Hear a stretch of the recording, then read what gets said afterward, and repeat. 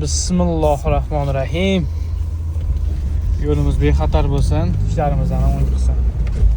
Assalomu alaykum jigarlarim, o'zimizlar tartimayapsizlarmi? Mana bugun Ramazon oyining 5-kunini xudo xolasa ro'zalarni tutib oldik. Bu oy g'animat oy. Bu jimani ko'ryapsizlar.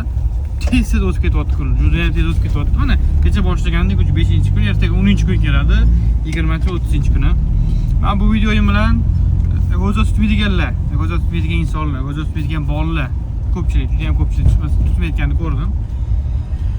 Men ham tutmasdim. 6 yilmi bo'ldi tutish boshlaganimga. Bir yil tizimdoshimizni oyisi o'tib qoldi. Janozaga bordik. Janozaga borganimizda domla shunaqa qattiq gapirgan, yuragimga teggan. Ro'za tutish haqida. Ro'za tutilsin degan. Yo'da kasal bo'ldimi?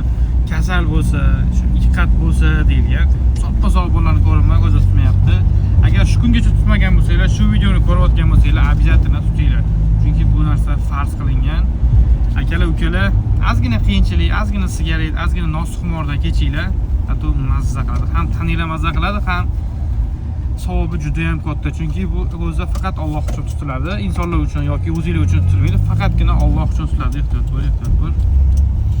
Shunaqa, kuninglar xayrli o'tsin, barakali o'tsin. Nimaiki niyat qilgan bo'lsanglar, hammanglar niyatingizga eng kamida yetinglar. Bo'lmasa niyatingizdan ham a'lo darajada hamma niyatingizga yetishinglarga tilakdoshmiz. Biz esa ishga ketyapmiz. Joninglar sog' bo'lsin. Ajoyib ob-havoda jigarim bilan ishga go bo'lyapmiz.